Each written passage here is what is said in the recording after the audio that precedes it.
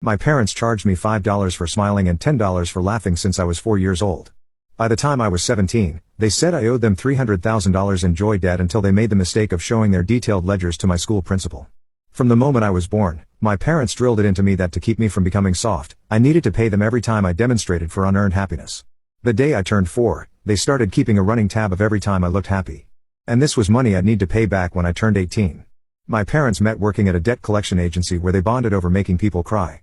They'd compete to see who could extract the most money from the most desperate cases, then go out to celebrate their victories. When I was little, they'd fine me for everything.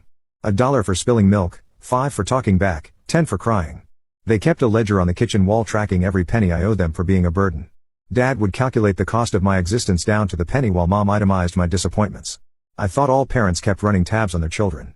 On my 10th birthday, instead of giving me presents, my parents presented me with a laminated price chart, smiling $5.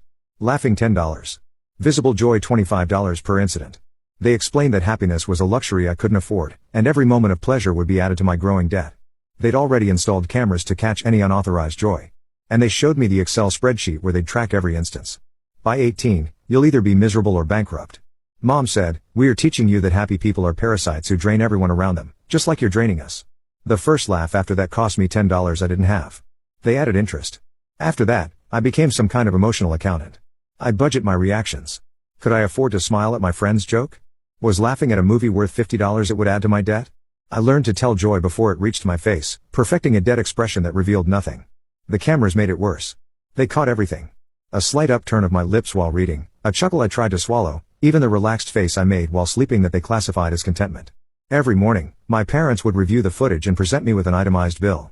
Tuesday, 3:15 p.m. smiled a dog, $5. Thursday, 11:22 a.m. laughed at classmate, $10. By 13, I owed them $12,000. They charged compound interest and late fees when I couldn't make monthly payments for my babysitting money. They'd garnish my birthday money, my allowance, every penny I earned. When I had nothing left to take, they started selling my possessions to pay down the joy debt. Friends stopped hanging out with me because I was a black hole where fun went to die. I couldn't laugh at jokes, couldn't smile at compliments, couldn't even look pleased when I aced a test. Teachers thought I was depressed, but I was just poor. Every moment of happiness I couldn't afford pushed me deeper into emotional bankruptcy. I watched other kids laugh freely and felt like I was watching rich people burn money.